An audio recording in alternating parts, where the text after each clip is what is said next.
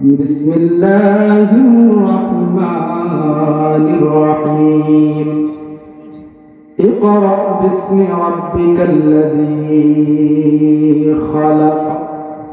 خلق الإنسان من علق اقرأ وربك الأكرم الذي علم بالقلم علم الإنسان ما لم يعلم. صدق الله. وقال تعالى في شان حبيب إن الله وملائكته يصلون على النبي يا أيها الذين آمنوا صلوا عليه وسلموا تسليما. সকলে মহব্বতের সাথে সওয়াবের নিয়তে উচ্চ আওয়াজে জবান খুলে যে দুরূদটা আমরা নামাজের মধ্যে পড়ি, দুরূদ ইব্রাহিম, সকলেই পড়ি। اللهم صل على محمد وعلى آل محمد كما صليت على إبراهيم وعلى آل إبراهيم إنك حميد مجيد. اللهم بارك على محمد وعلى آل محمد كما باركت على إبراهيم وعلى آل إبراهيم إنك حميد مجيد. कोई जाएगा दोज़ख को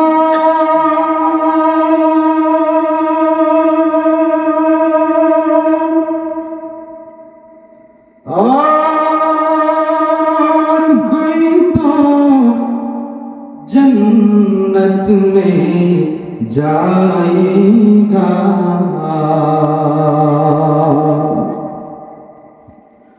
कोई जाएगा दोज़ख को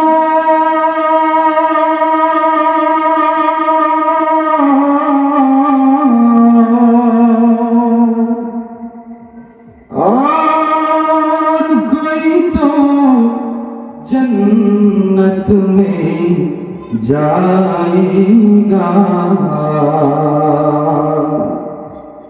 मदीने की तरफ मदीने की तरफ दौड़ेगा दीवाना मोहम्मद का ला इलाहा इल्लल्लाह मोहब्बत ला इलाहा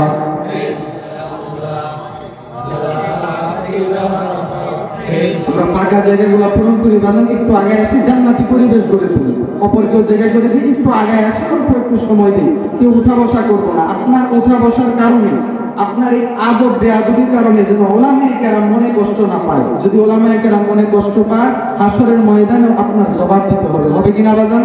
এজন্য কেউ বেয়াদবি কোনো আচরণ জান্নাতের বাগানে করবো না। ফাঁকা জায়গাগুলো পূরণ করি, অল্প একটু সময় দেন, মহব্বতের সাথে জিকির করি, দিলের কলবের জংদূর করি। লা ইলাহা ইল্লাল্লাহ, আর জোরে লা ইলাহা ইল্লাল্লাহ, লা ইলাহা ইল্লাল্লাহ, লা ইলাহা। সাত সমুদ্র 13 নদী আমার পারি দেওয়া হইল না রে। সাত সমুদ্র 13 নদী আমার পারি দেওয়া হইল না। ভাইতে বাইতে জনম গেল কুল কিনারা পাইলাম না হে বনে। যদি হইতাম রে ধনী যাইতাম সোনার মদিনা। লা ইলাহা ইল্লাল্লাহ। আর জোরে লা ইলাহা বাজান বহু দূরে মদিনা আমরা কেমনে যাব জানি না। মারহাবা বলেন। একটু আওয়াজ করে জোরে সুরে গুনগুন সব জাগানি দিয়া সব সাইডে ফেলা দিয়া আল্লাহর গোলাম হয়ে নবীর উম্মত হয়ে একটু উচ্চ আওয়াজে বলেন মারহাবা। বহু দূরে মদিনা আমি কেমনে যাব জানি না। বলেন না, বহু দূরে আমরা কেমনে যাব দয়া কর দয়ার আল্লাহ দয়া কর আরে পুরো মনের বাসনা লা ইলাহা লা ইলাহা বাজাম্মা বাবার খিদমত সর্বনা নবীর সুন্নাত সর্বনা। সর্বনা কি বলে ছেড়ে দেব? কিছুক্ষণ আগে আমার শ্রদ্ধেয় চাচাজি মুফতি মাহদি হাসান তালুকদার সাহেব মা বাবার বিষয়ে যে কথাগুলো বলে গেছে আমরা তো বুঝছি সবাই, তাহলে মা বাবার কেন সারা যাবে বাজান? হায় হায় মা বাবার খিদমত সর্বনা নবীজির সুন্নাত ভুলবো না আল্লাহর কোরআন সর্বনা বায়ো আল্লাহর নামাজ সর্বনা নবীর সুন্নাত সর্বনা বায়ো নবীর হাদিস বলবো না লা ইলাহা ইল্লাল্লাহ আর লা ইলাহা ইল্লাল্লাহ লা ইলাহা ইল্লাল্লাহু মুহাম্মাদুর রাসূলুল্লাহ সাল্লাল্লাহু আলাইহি ওয়াসাল্লাম। আলহামদুলিল্লাহ। জামিয়া ইসলামিয়া মহিলা মাদ্রাসা শান্তিবাঙ্গা সর্দারবাড়ি বিশাল মুমিন শাহীর উদ্যোগে তৃতীয় বার্ষিক ওয়াজ ও দোয়া মাহফিলের সমাপনী দিনের সমাপনী অধিবেশনে মুহতারাম সভাপতি, সম্মানিত সহসভাপতি, মুআজ্জাজ মুকাররম হযরত উলামায়ে কেরাম, দূর দূরান্ত থেকে আগত ইসলাম প্রিয়, দিন প্রিয়, মধ্যে মুজাহিদ, আল্লাহ রাব্বুল আলামিনের আশিকিন জাকিরিন মুসলমান ভাইরা, পর্দানিশী মা ও বোনেরা, সকলে আল্লাহ তাআলার দেওয়া জবান দিয়ে কৃতজ্ঞতা বাদ দিয়ে যে মালিক আপনাকে আমাকে দয়া করে মায়া করে হায়াতে তৈয়বা দান করে দুনিয়ার জান্নাতের বাগান জান্নাতুর রহমান বেহেশতের বাগান আশা এবং বসার মতো দিনই কিছু আলোচনা বলা এবং শোনার মতো সুযোগ করে দিয়েছেন, যিনি হায়াত দাতা, মাউত দাতা, যিনি আইন দাতা, বিধান দাতা, যিনি অসংখ্য রিজিক দাতা, সেই মালিকের দেওয়া জবান দিয়ে কৃপণতা বাদ দিয়ে সকল প্রকার অলসতা, দুর্বলতা, হীনমন্যতা, দলীয়তা, রাজনৈতিকতা সব কিছু জেরে ফেলে দিয়ে এক আল্লাহর গোলাম হয়ে এক নবীর উম্মত হয়ে উচ্চ আওয়াজে জবান খুলে শুকর আদায় করি, সকলে বলি আলহামদুলিল্লাহ। প্রত্যেক তিন সুন্নাত আরেকবার পড়ি আলহামদুলিল্লাহ, আরেকবার পড়ি আলহামদুলিল্লাহ। আল্লাহ রাব্বুল আলামিন আমাদেরকে দুনিয়ার মধ্যে পাঠাইছেন। আপনারা কথাগুলো বোঝার চেষ্টা করবেন। সব সময় সুর দিয়ে আলোচনা করা যায় না, কিছু কিছু বিষয় সুর ছাড়া আগে বোঝাতে হয়, ঠিক কিনা বাজান? আপনারা বোঝার চেষ্টা করবেন। আল্লাহ রাব্বুল আলামিন আপনাকে আমাকে দুনিয়ার মধ্যে পাঠাইছেন। কেন পাঠাইছেন এটা জানার কথা প্রত্যেক মুমিন মুসলমান বান্দা বান্দী জানে। কি জানে? আল্লাহ বলছেন ওয়ামা খালাকতুল জিন্না ওয়াল ইনসা ইল্লা লিয়াবুদুন। জিন এবং মানুষ জাতিগুলোকে আল্লাহ রাব্বুল আলামিন দুনিয়ার মধ্যে পাঠাইছে, সৃষ্টি করছে। কি কারণে? একমাত্র আল্লাহ তাআলা ইবাদত বندگی করার জন্য। কার ইবাদত করার জন্য? আল্লাহ তাআলার ইবাদত বندگی করার জন্য। এই বান্দাগুলোকে আল্লাহ রাব্বুল আলামিন দুনিয়াতে পাঠানোর পর যুগে যুগে নবী রাসূল পয়গম্বর পাঠাইছেন। পাঠাইছেন কিনা বাজান? পাঠাইছেন। এক নবী আসছেন, তাকে আল্লাহ তাআলা কিতাব নাযিল করছেন, আসমানি কিতাব। পরবর্তীতে আরেক পয়গম্বর আসছেন, আল্লাহ তাআলা আগের ধর্ম বিলুপ্ত করে দিয়েছেন, বাতিল করে দিয়েছেন, আরেকটা ধর্ম, আরেকটা কিতাব আসছে। এরকমই আস্তে আস্তে 1,24,000 মতান্তরে 2,24,000 পয়গম্বর রাসূল দুনিয়ার মধ্যে আল্লাহ রাব্বুল আলামিন পাঠাইছেন। কিন্তু সর্বশেষ আখিরি নবী, আপনার আমার নবী, নবী মুহাম্মদুর রাসূলুল্লাহ সাল্লাল্লাহু আলাইহি ওয়াসাল্লাম, ওনার পরে আরো কোন নবী আসছে বাজান? বা আরো কোন পয়গম্বর আল্লাহ দুনিয়াতে ওনার পরে নবুয়তি দিয়া পাঠাবেন? পাঠাবেন। তো দুনিয়ার মধ্যে এই আখিরি নবীর উম্মত হিসাবে আপনাকে আমাকে আল্লাহ রাব্বুল আলামিন কবুল করছেন এবং এই নবীজির উপরে একটা কিতাব নাজিল করছেন, যে কিতাবটা তামাম দুনিয়ার সবচাইতে শ্রেষ্ঠ গ্রন্থ, শ্রেষ্ঠ কিতাব। কিতাবটার নাম কি বাজান? সূরা বলেন, কিতাবটার নাম কি? এই কিতাবের চাইতে, এই বইটার চাইতে, এই কোরআনের চাইতে আরো কোন শ্রেষ্ঠ গ্রন্থ পৃথিবীর বুকে আসেনি বাজান? আসেনি বাজান? তাহলে এই কোরআনটাকে যে আল্লাহ রাব্বুল আলামিন নবীজির কাছে নাজিল করলেন, কিভাবে নাজিল করলেন? দাপে দাপে নাজিল করছেন, জিবরাইলের মাধ্যমে, ওহীর দ্বারা। নবীজি অনেক কষ্ট মুজাহিদা করে, পরিশ্রম করে নবীজি সাল্লাল্লাহু আলাইহি ওয়াসাল্লাম যখন হেরা গুহায় যখন থাকতেন আম্মাজান, তখন নবীজির কাছে অনেক কষ্ট পরিশ্রম করে নবীজির কাছে খাবার পৌঁছায় দিতেন। হঠাৎ করে একদিন জিবরাইল আমিন আসলেন, এসে বললেন, পয়গম্বর ইকরা, আপনি পড়ুন। নবীজি বললেন, মা আনা বিকারি, আমি পড়তে জানি না। আবার বললেন, ইকরা, আপনি পড়ুন। নবীজি বললেন, মা আনা বিকারি, আমি পড়তে জানি না।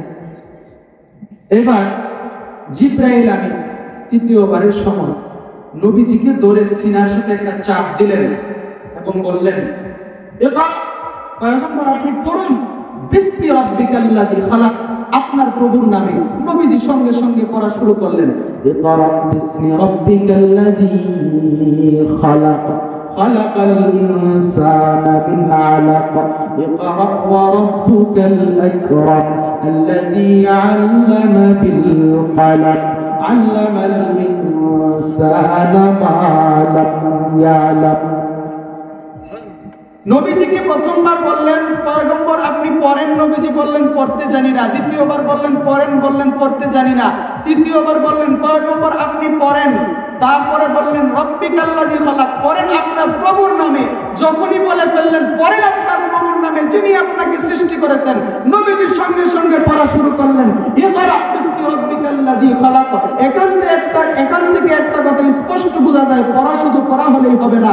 যেই শিক্ষার মধ্যে আল্লাহর নাম নাই, যেই শিক্ষার শুরুতে আউযু বিল্লাহ বিসমিল্লাহ নাই, যেই শিক্ষার শুরুতে প্রভুর নামের শিক্ষা নাই, ওই শিক্ষার দ্বারা দুনিয়াবি ডিগ্রি অর্জন করা যায়, মনুষ্যত্ব অর্জন করা সম্ভব নয়। তো শিক্ষাটা লাগবে একমাত্র আল্লাহর নামের শিক্ষা। কিসের শিক্ষা? জোরে বলেন, কার নামের শিক্ষা?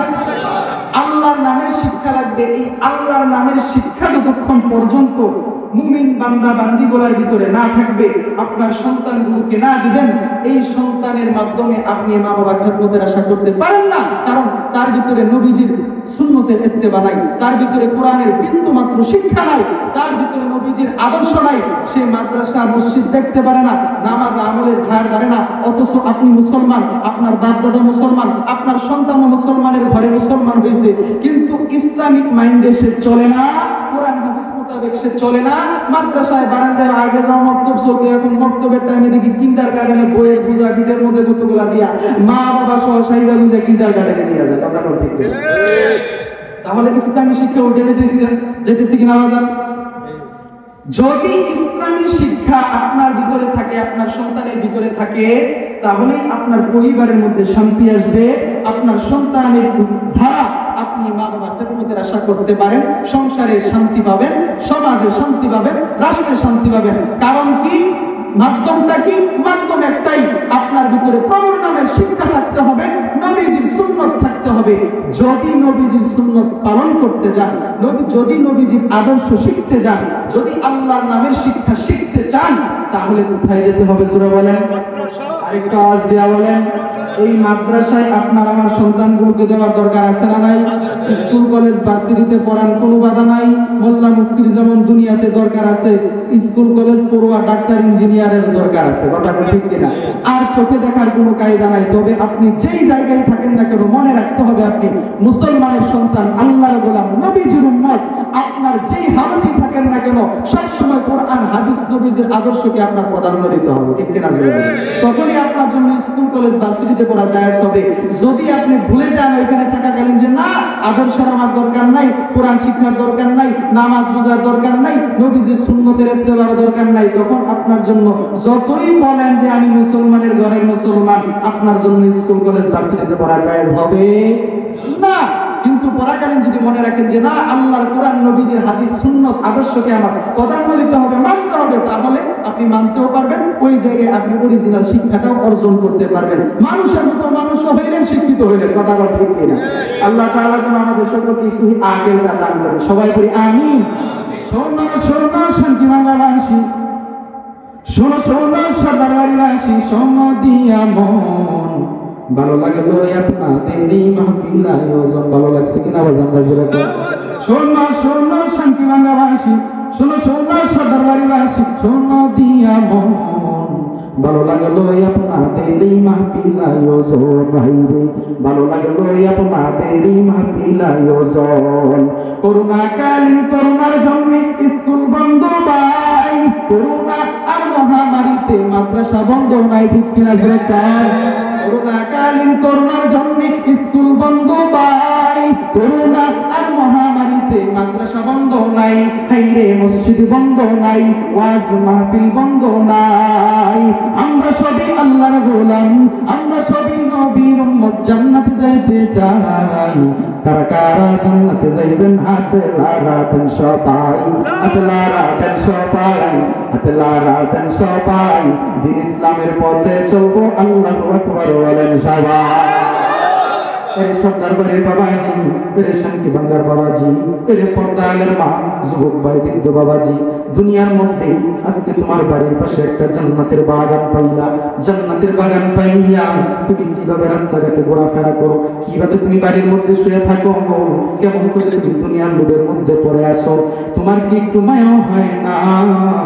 তোমার কি একটু লজ্জা হয় না? এই জান্নাতের বাগানের ভিতরে নবীজির কথা চলতেছে, কোরআন হাদিসের কথা চলতেছে, জান্নাত জাহান্নামের কথা চলতেছে। আহারে ওলামায়ে কেরাম আলোচনা করতেছে, ওলামায়ে কেরামের আলোচনা আমি শুনবো, হেদায়েতের উদ্দেশ্যে শুনবো। জাহান্নাম থেকে বেঁচে কিভাবে জান্নাতে যেতে পারবো এই চেষ্টা করবা। আজকে তোমার জাহান্নামের ভয় নাই, তোমার জান্নাতের কোনো চিন্তা নাই। দুনিয়ার লোভের মধ্যে তুমি পড়ে গেছো। যদি আল্লাহর প্রতি ভয় থাকতো, জান্নাতের প্রতি লোভ থাকতো, জাহান্নামের ভয় থাকতো, বাড়ির পাশে একটা জান্নাতের বাগান পাইয়াও আল্লাহর একটা বান্দাও বাহিরে দৌড়াদৌড়ি করতে পারতো না, বাজার ঘাটে দোকান পাটে বসে থাকতে পারতো না। আওয়াজ দেয়া বলেন কথা ঠিক কিনা? আরে সর্দার বাড়ির বাবাজি, আরে পর্দার মা গো, দুনিয়ার মধ্যে তুমি আমি, আল্লাহ পাক রব্বুল আলামিন দুনিয়ার মধ্যে তোমাকে আমাকে পাঠাইছে। আহারে বান্দা, দুনিয়ার মধ্যে কেন পাঠাইছে? আল্লাহ রাব্বুল আলামিন বলেন, বান্দা গো আমি আল্লাহ তোমাদেরকে দুনিয়ার মধ্যে পাঠাইছি। কেন পাঠাইছি? একমাত্র আমি আল্লাহর ইবাদত বندگی করার জন্য, আমি আল্লাহর গোলামি করার জন্য। আজকে তুমি বান্দা আমি আল্লাহর ইবাদত বندگی করো না, আমার রাসূলের ইত্তেবা অনুসরণ তুমি করো না, বেপরদা অবস্থায় নারীগুলো রাস্তাঘাটে হাইটে যায়, কথা বলেন ঠিক কিনা? আরে পর্দার মা কিসের রূপের অহংকার করো? এই রূপ চিরদিন থাকবে না রে মা। সেই দরওয়াজা দিয়া তুমি নতুন শাড়ি পরিয়া নতুন বধূ সাইজা ঢুকছো রে মা, ওই দরওয়াজা দিয়া এমন একটা সময় আসবে পাতলা সাদা পাঁচখানা কাপড়ের প্যাকেটে বানাইয়া তোমাকে লাশ হয়ে বাহির হইতে হবে, কবর দেশে যাইতে হবে। ওই কবরে যাওয়ার পরে তোমাকে 2 দিন পরে কেউ মনে রাখবে না। আওয়াজ দেয়া বলেন কথা ঠিক কিনা? 3.5 হাত মাটির ঘর, কারো আপন কারো পর, কারো হবে ফুলেরই বাগান, কারো বা হবে জাহান্নাম, ঠিক কিনা? শুনে বলেন 3.5 হাত মাটির ঘর, কারো আপন কারো পর, কারো হবে ফুলেরই বাগান, কারো বা হবে জাহান্নাম। আরে কঠিন হবে সেই দিন তোমার না থাকিলে নেকি, কঠিন হবে সেই দিন তোমার না থাকিলে নেকি, ওই কবরে যেতে হবে, থাকবে না কেউ সাথী, থাকবে না কেউ। বলেন আজকে তুমি মারা গেলা, তোমার সন্তান বিকাল বেলা তোমাকে মাটি দিয়া বাড়ির মধ্যে আসিয়া উঠানের মধ্যে বসবে, মুরব্বীদেরকে নিয়া কি পরামর্শ করবে? বলবে তাড়াতাড়ি বসো গো, মা বাবা দুনিয়া থেকে বিদায় হয়ে গেছে, এখন কি করা যায়? চাইলেও তো আর তারা দুনিয়াতে আসবে না। মালিক হায়াত দিছিল, কারণ দুনিয়াতে আসার সিরিয়াল আছে, যাওয়ার কোনো সিরিয়াল নাই। আওয়াজ দিয়া বলেন কথা ঠিক কিনা? আমার মরণ আসিবে কখন কেউ তো জানে না, আমি মরে গেলে আমি মরে গেলে আমায় তোমরা ভুইলা যায়ও না, আমি মরে গেলে আমায় তোমরা ভুইলা যায়ও না। আমার মরণ আসিবে কখন কেউ তো জানে না, আমার মরণ আসিবে কখন কেউ তো জানে না। এই দুনিয়ার মধ্যে রূপের বড়াই করিও না, দুনিয়ার মধ্যে অতীতে যারা ছিল তারা কেউ নাই, তুমিও আমিও থাকতে পারবো না, আমাদের পরে যারা আসবে তারাও থাকবে না। রূপের অহংকার চিরদিন থাকে না। এখনো সময় আছে, তোমাকে আমাকে মালিক সুযোগ করে দিছে। একটা মানুষের জিন্দেগির মধ্যে 5টা কাল আছে। কয়টা কাল জোরে বলেন? 5টা কাল আছে, মুখস্থ করবেন। 1 নাম্বার শিশুকাল, 2 নাম্বার কিশোরকাল, 3 নাম্বার যৌবনকাল, 4 নাম্বার প্রৌঢ়কাল, 5 নাম্বার বৃদ্ধকাল। কথাগুলো খেয়াল করবেন। আগে শুনছেন কিনা জানি না, জিন্দেগিতে বহুবার শুনছেন। আজকে এলাকার মোল্লা কিছু কয়েকটা কথা বলে সুযোগ পাইছি, একটু গ্রহণ করার চেষ্টা করলেন, গ্রহণ করার চেষ্টা করেন। সত্য কথা বললে একটু তিতাই লাগে, একটু হজম করার চেষ্টা করেন। দুনিয়াতে আখিরাতে ফায়দা হবে। দুনিয়ার মধ্যে মালিক পাঠাইছে। প্রত্যেকটা মানুষের জিন্দেগির মধ্যে 5টা কাল আছে। কয়টা কাল? আওয়াজ দেওয়া বলেন। 1 নাম্বার শিশুকাল, 2 নাম্বার কিশোরকাল, 3 নাম্বার যৌবনকাল, 4 নাম্বার প্রৌঢ়কাল, 5 নাম্বার বৃদ্ধকাল। শিশুকাল মায়ের অরুষ থেকে এসে তোমার হেলায় হেলায় কেটে গেছে, কোনো গুনাহ নাই, বেগুনাহ মাসুম। যখন তোমার কিশোরকাল হয়ে গেছে তখন গুনাহ নাই, আস্তে আস্তে যৌবনে যায় ঠেক লেগে গেছে, তোমার গুনাহের খাতা খুলে গেছে রে বাজার, গুনাহের খাতা খুলে গেছে। এখন তোমার উপর নামাজ ফরজ হয়ে গেছে, ইসলামের বিধিবিধান মান্য করা তোমার জন্য ফরজ হয়ে গেছে, ওয়াজিব হয়ে গেছে। বান্দা গো, যৌবনকাল তুমি হেলাই হেলাই কাটাইলা, আমার মালিক আরেকটা সুযোগ করে দিছে। 4 নম্বরে প্রৌঢ়কাল। দেখি অর্ধেক বয়সে আইসা আমার বান্দা বান্দিগুলা নিয়ে আমি মালিকের কথা স্মরণ করে আমি আল্লাহকে চেষ্টা করে পাওয়ার জন্য। যখন প্রৌঢ়কাল পার হয়ে গেল, তুমি চিন্তা করলা সৌমাত্র মাইয়া বিয়া দিছি, এখন এই কিসের দাড়ি, নাতি নাত করবো, তারপর যখন নানা নানা ডাকবে, দাদা দাদা ডাকবে, তারপর দাড়ি রাখবে। আছে না এমন লোক? আছে কিনা বাজার? আহারে বান্দা, হায়াতের কোনো গ্যারান্টি নাই। তোমার প্রৌঢ়কাল এভাবে কেটে গেছে, আমার মালিক তোমাকে 5 নাম্বার সুযোগ দিয়া দিছে, আইসা গেছ। বৃদ্ধকালের মধ্যে আমার মালিক সুযোগ দিয়া দিছে। বান্দা বান্দি গো, বৃদ্ধকালে আমি আল্লাহ তোমাকে এমন নিয়ামত দান করলাম। কেমন নিয়ামত? সরকারি চাকরি। যখন একটা মানুষ সরকারি চাকরি দুনিয়ার মধ্যে করে, চাকরি নেওয়া শেষ হয়ে যাওয়ার পর পেনশন পাই, তো নজরে বলেন পায় না বাজান? আরে বান্দা, আমার মালিক কি সুবিধা দিয়ে দিছে? একটা বান্দা বান্দি যদি যৌবনকালে ঠিকভাবে ভালোভাবে ইবাদত বندگی করে, বৃদ্ধকালে যাওয়ার পর যদি বার্ধক্যজনতার কারণে, অসুখ বিসুখের কারণে, যৌবন শেষ হওয়ার কারণে, বৃদ্ধ হয়ে যাওয়ার কারণে, বার্ধক্যজনতার কারণে, দুর্বলতার কারণে ঠিকভাবে আমল নাও করতে পারে, আমার আল্লাহ একটা পেনশন ঘোষণা করে রাখছে রে।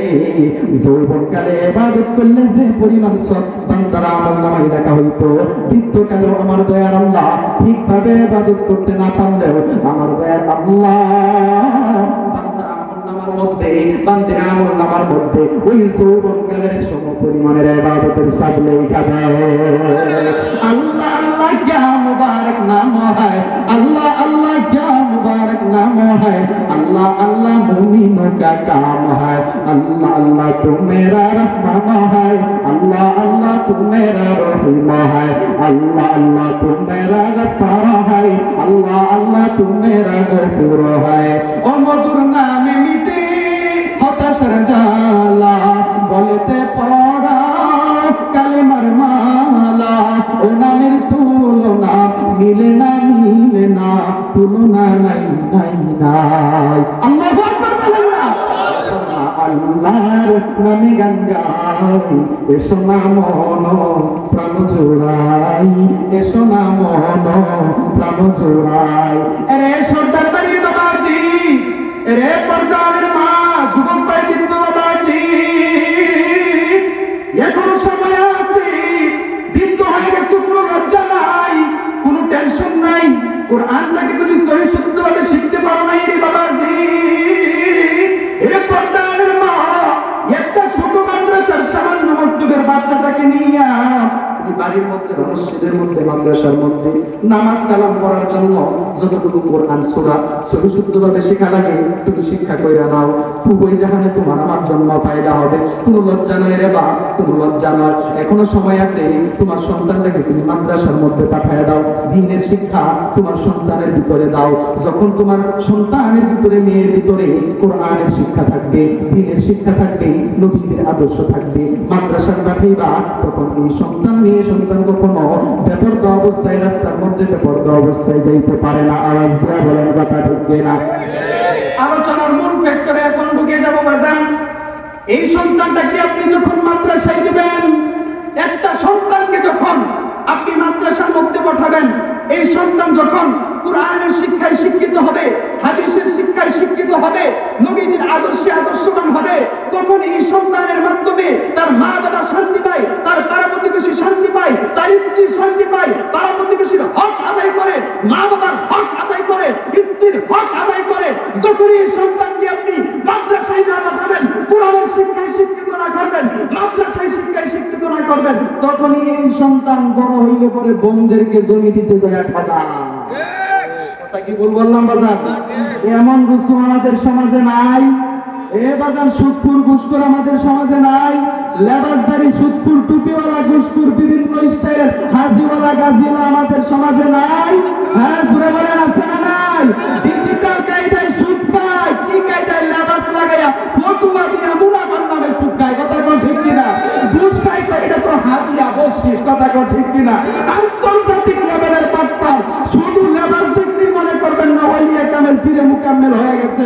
আমার এক উস্তাদে বলছিল, যারা সুদটা হয় সিটার বাটপার লুচ্চায় সুদখুরে ঘুষখুরে, যারা কয় বালা আর বালা মানুষেও কয় বালা, এই বালা মানুষের ভিতরে কিছু বেজাল আছে। তাহলে হাসা কথা কইলে তো যার শৈল্য ভা একটু ওষুধ দিলে চলে যাওয়ার কথা। কথা কোন ঠিক কিনা? এও বাবা কয় এইনো কিছু কারণ আছে। কথা কোন ঠিক কিনা? সুতরাং হক যারা দুনিয়ার মধ্যে বলবে, সত্য কথা যারা বলবে, আল্লাহর নবীর হাদিসই এইটা, কথা বলো সত্য, যদিও লাগে ঠিক। তো আপনি যেই জায়গার যেই ওষুধের মলম দিবেন, ওই রোগের রোগী খেইবা যাবে, বিরোধিতা করবে, সামনে হোক আর আড়ালে হোক। আর লজ্জা যদি থেকে থাকে, তাহলে হেদায়েতের কথা শোনার পরে ভালো হয়ে যাবে তওবা করে। কথা বল ঠিক কি? কেন তাবলীগ জামাতের ভাইরা 3 দিনের নেশাব দেওয়ার পরে আল্লাহ তাদের দিনকে পরিবর্তন করে দিয়েছে। হক্কানি উলামায়ে কেরামের তত্ত্বাবধানে থাকার পরে তারা 3 দিনের নেশাবের পরে কতটুকু পরিবর্তন হয়ে গেছে। তারা 3 দিনের নেশাব দেওয়ার পর কিছুদিন পরে বলে আমি 1 চিল্লার জন্য তৈরি হয়ে গেলাম। কথা বল ঠিক কিনা? তারপরে বলে 2 চিল্লা, তারপরে বলে 3 চিল্লা, তারপরে বলে 4 চিল্লা। চেষ্টা করলে উপায় হয়, কিন্তু আমি সারা রাত প্রবাস করলাম। সারা রাত প্রবাস করার পরে লাইলি মজদুর কাহিনী শুনে সকালে যদি বলি লাইলি সেরা আসেন না সেরি আছে, বক্তা কি ওয়াজ করছে সেটার কোনো খবর নাই। কথা ঠিক ঠিক। আল্লাহ তাআলা যেন আমাদের সকলকে এই আকিদা দান করে, সবাই পড়ি আমিন। এই জন্য যদি সংসারে, সমাজে, ঘরে, বাহিরে, রাষ্ট্রে সব জায়গায় শান্তি পেতে চান, তাহলে নিজের সন্তানগুলোকে কোরআনের শিক্ষায় শিক্ষিত করার দরকার আছে না নাই? আরে পর্দার মা, আরে সন্তান বাড়ির সাক্ষী বাগান বিন্দু বাবা আছে, আরে পর্দার মা, যুবক ভাই, আজকে তোমার বাড়ির পাশে হাবিবুল্লাহ ভাই এই মহিলা মাদ্রাসার মধ্যে আজকে যদি তোমার সন্তানটাকে মাদ্রাসার মধ্যে পাঠাও, এরে মা, এই কন্যা সন্তানটাকে মাদ্রাসার মধ্যে পাঠানোর পর এই তোমার সন্তান কোনো সময় দর্শনের শিকার হবে না। তোমার এই সন্তানের ভিতরে কোরআনের ছোঁয়া থাকবে, তোমার এই সন্তানের ভিতরে নবীজির আদর্শ ঢুকে যাবে। তখন এই সন্তান তার জন্য তোমার ঘরের ভিতরে বরকত আসবে, পর্দাশীল অবস্থায় থাকবে। আহারে পর্দার কত দাম, শিক্ষার কত দাম জানি রে মা। পয়গম্বর আলাইহিস সালাতু ওয়াস সালাম, নবীজি সাল্লাল্লাহু আলাইহি ওয়াসাল্লাম দ্বীনের দাওয়াত দিয়া বাড়ির ভিতরে আনা হয়। এই যুবক ভাই বৃদ্ধ বাবাজি আমার কথাগুলো খেয়াল করে শুনবেন। চলে যাচ্ছে মদিনার দিকে, মদিনাওয়ালার প্রেমে আপনারা পাগল হইতে আছেন কিনা জোরে বলেন। নবীজির ইশকে, আরে ভাই লাইন তো এক জাস্ট থাকবে। নবীজির প্রেমে আপনারা পাগল হইতে রাজি আছেন কিনা জোরে মানে আরে বান্দা নবীজির প্রেমে পাগল হয়ে যান দেখেন 2 ফোঁটা চোখের পানি চোখ দিয়ে বাহির করতে পারেন কিনা যদি 2 ফোঁটা চোখের পানি নবীজির মহব্বতে বাহির করতে পারেন তাহলে চোখের পানি নাকের লগে আসার আগে আগে আমার দয়ার আল্লাহ আপনার तमाम জিন্দেগীর গুনাহ মাফ করে দিবে গুনাহ মাসুম বানায় দিবে আওয়াজ দিয়ে বলেন সুবহানাল্লাহ এবার আমি ছুটে চললাম মদিনার দিকে আপনারা সবাই তৈরি হয়ে যান কান্নার জন্য হে রাসূল তোমায় ভালোবাসি অন্তরে শুধুই মুখে না জান্নাতের আশায় নয় হে রাসূল জাহান্নাম কেউ ডরি না তোমায় পাওয়ার আশায় মন ছুটে যায় মদিনায় এ আশিকে দিদার দাও না আর দূরে থাকিও না হে রাসূল তোমায় ভালোবাসি অন্তরে শুধুই মুখে না জান্নাতের আশায় নয় হে রাসূল জাহান্নাম কেউ ডরি না আল্লাহু আকবার জোরে বলেন আল্লাহ নবী বিশ্ব নবী নবী মুহাম্মদুর রাসূলুল্লাহ সাল্লাল্লাহু আলাইহি ওয়াসাল্লাম দ্বীনের দাওয়াত দিয়া কালেমার দাওয়াত দিয়া বাড়ির দিকে রওনা হয় প্রতিপথে মা ফাতেমার বাড়ি পড়ল মা ফাতেমা বাড়ির ভিতরে ঢুকিয়া দরওয়াজার সামনে দাঁড়াইয়া ফাতেমাকে ডাক দিল মা গো দরওয়াজাটা খোল হাসানকে দেখবো হুসাইনকে দেখবো ভিতর থেকে কোনো জবাব নাই আবার ডেকে বলল মা দরওয়াজাটা খোল হাসানকে দেখবো হুসাইনকে দেখবো ভিতর থেকে কোনো জবাব নাই তৃতীয়বারের মাথায় আমার নবী কেঁদে কেঁদে বলে মা গো কি অন্যায় করলাম রে মা দরওয়াজাটা খোল হাসানকে দেখবো হুসাইনকে দেখবো ঘরের ভিতর থেকে ফাতেমা দৌড়ে আসছে দরওয়াজার সামনে দাঁড়াইয়া ঘরের ভিতর থেকে জবাব দিয়া বলে বাবা আপনি তো অন্যায় করতে পারেন না আপনি রহমাতুল লিল আলামিন সাইয়্যিদুল মুরসালিন খাতামুন নবিয়্যিন ইমামুল মুরসালিন শাফিউল মুজনাবিন মানবতার মুক্তির দূত সাইয়্যিদুনা নবী মুহাম্মদুর রাসূলুল্লাহ সবাই পড়ি সাল্লাল্লাহু আলাইহি ওয়াসাল্লাম ও বাবা আপনি যখন আমাকে ডাক দিয়েছেন আমি দৌড়ে আসছি দরওয়াজা খোলার জন্য কারণ মেয়েদের যখন বিবাহ হয়ে যায় যদি নতুন শ্বশুর বাড়িতে শুনে তার বাবা আসছে ভাই আসছে আনন্দে আত্মহারা হয়ে যায় কথা কোন ঠিক কিনা ও বাবা আমি দৌড়ে দরওয়াজার সামনে আসছি দরওয়াজাটা খুলে দেওয়ার জন্য কিন্তু আমি কেন দরওয়াজা খুলি নাই কেন মা দরজা খুলো নাই বাবা গো আমি দরওয়াজাটা খুলে যাই আমি ফাতেমা আপনার কন্যা আপনার সামনে দাঁড়াবো আপনার সামনে দাঁড়ানোর মতো পর্যাপ্ত পরিমাণে বস্ত্র আমি ফাতেমার পরিমাণে নাই আওয়াজ দিয়া বলেন আল্লাহু আকবার আরে সাদের জীবন হেলাই ফেলাই শেষ হইতে চলিল সাধন ভোজন মুর্শিদ ভক্তি কিছুই নাহি হইল সাদের জীবন হেলাই ফেলাই শেষ হইতে চলিল সাধন ভোজন মুর্শিদ ভক্তি কিছুই নাহি হইল রং তামাশায় দিন কাটাইলা তোমরা রং তামাশায় দিন কাটাইলা আল্লাহর তামাশ করলা না তোমরা আল্লাহর জিকির করলা না ডুবলো বেলা দেখনা চাহিয়া বুঝব রে ডুবলো বেলা দেখনা চাহিয়া পর পারে ডাক পড়িলে পর পারে ডাক পড়িলে পার হইবি তুই কি লইয়া ওরে পার হইবি তুই কি লইয়া ডুবলো বেলা দেখনা চাহিয়া বুঝব রে ডুবলো বেলা দেখনা চাহিয়া আল্লাহ আল্লাহ আল্লাহ আল্লাহ আল্লাহ আল্লাহ আল্লাহ আল্লাহ আল্লাহ আল্লাহ আল্লাহ আরে যুবক ভাই পর্দার মা বিদ্যা বাবাজি মা ফাতেমা ঘরের ভিতর থেকে এই জবাব দেওয়ার পর নবীজি গায়ের মধ্যে ব্যাপারটি চাদর ঝোলানো ছিল, দরওয়াজাটার ফাঁকা দিয়া ফাতেমাকে চাদর দিল, ডাক দিয়া বলল, মা এই যে চাদর, এই চাদরটা গায়ের মধ্যে পরিধান করিয়া দরওয়াজাটা খুলে দিই। মা ফাতেমা দরওয়াজার ফাঁকা দিয়া চাদরটা নিল, চাদরটা নেওয়ার পর গায়ের মধ্যে চাদরটা পরিধান করিয়া দরওয়াজাটা খুলে দিল। নবীজি সাল্লাল্লাহু আলাইহি ওয়াসাল্লাম সালাম দিয়া ডানটা দিয়া ঘরের ভিতরে প্রবেশ করলেন। মা ফাতেমার চেহারার দিকে তাকাইয়া নবীজি অজর জোরে কান্না শুরু করে দিয়েছে। ফাতেমা ডাক দিয়া বলে, বাবা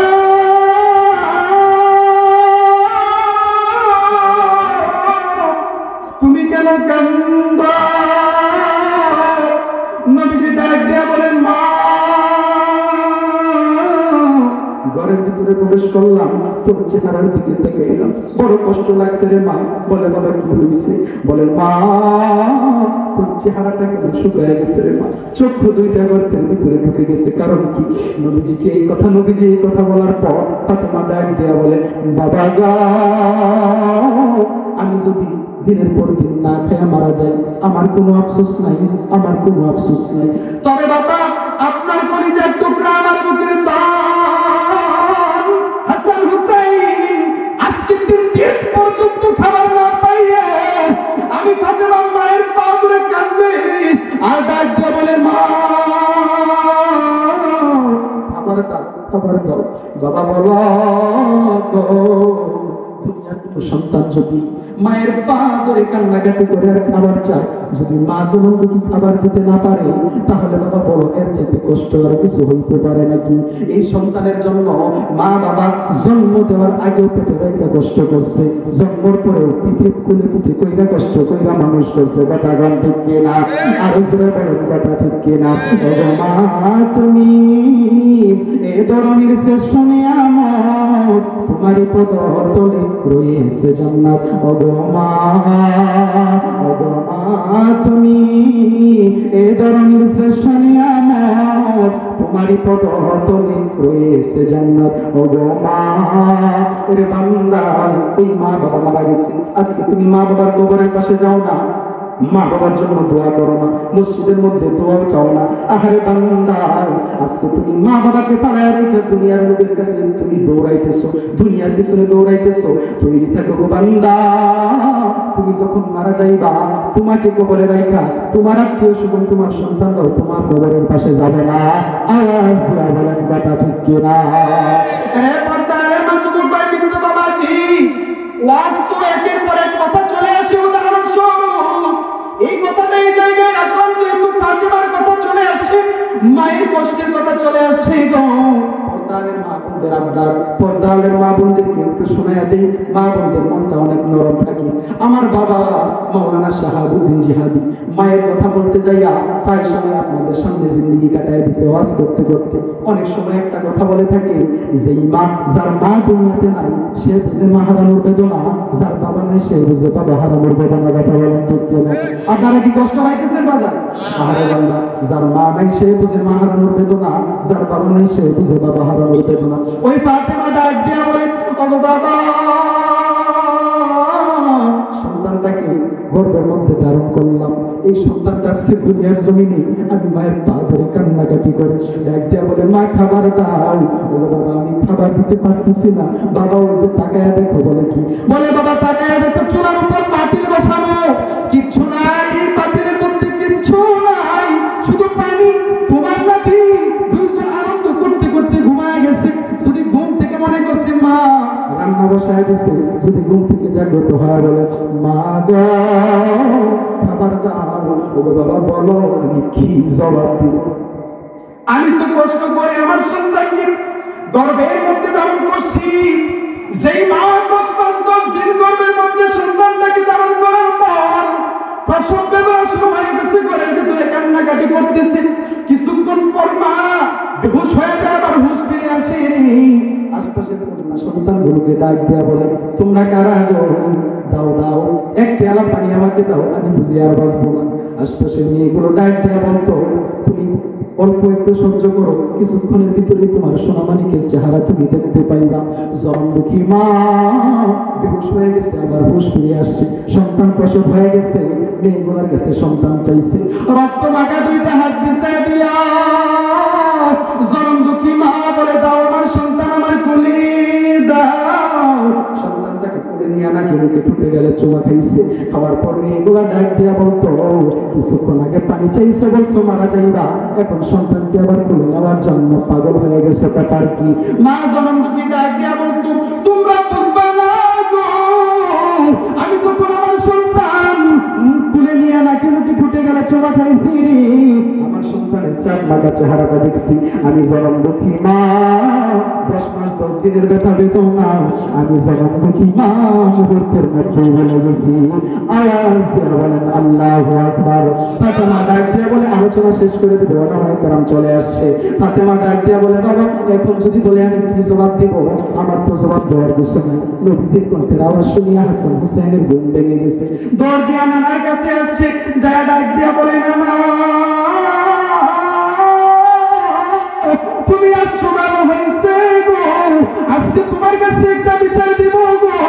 নবীজি ডাক দিয়ে বলে, দুই ভাই কি নিয়ে দ্বন্দ্ব করছো? বলে, আজকে দুই ভাই কোনো দ্বন্দ্ব না, একটা মায়ের 2 সন্তান বাদী হইয়া মাকে আসামি বানাইয়া ওই মায়ের বাবার কাছে বিচার দিতে চাই, তুমি তোমার মেয়ের বিচার তুমি করতে পারবা না।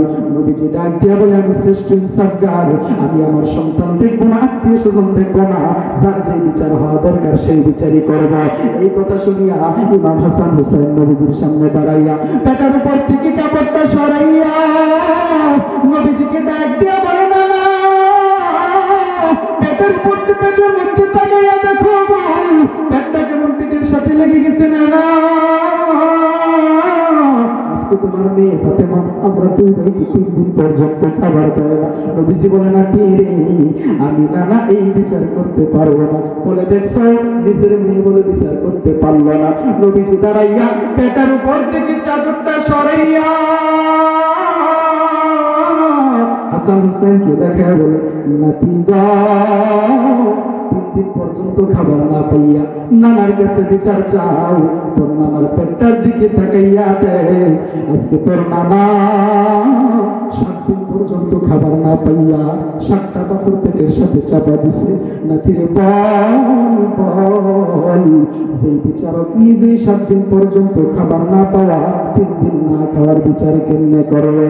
মায়ে কবর अंधेरी में घबराऊंगा जब तन्हा, इमदाद मेरी करने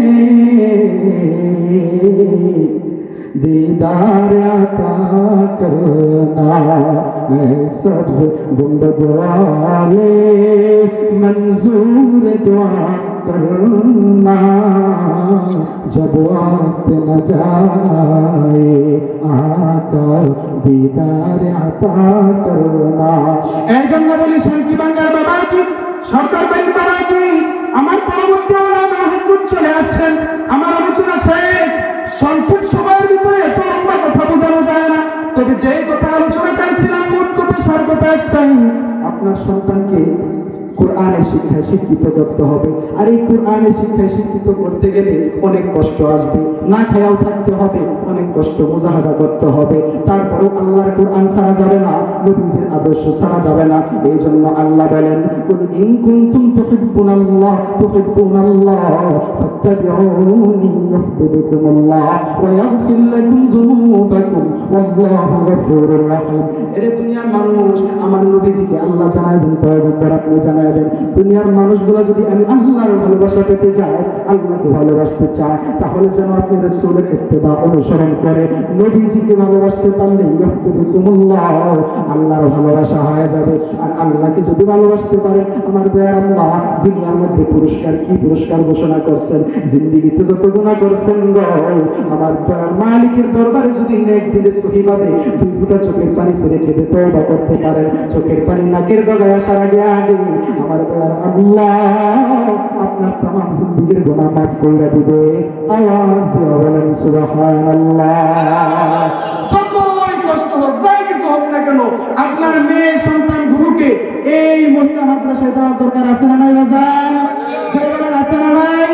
এই জন্য আল্লাহ রাব্বুল আলামিন যেন আমাদের আমাদের সকলকে নিজের সন্তানগুলোকে মাদ্রাসার শিক্ষায় শিক্ষিত করার মতো তৌফিক দান করেন, সবাই করি আমিন।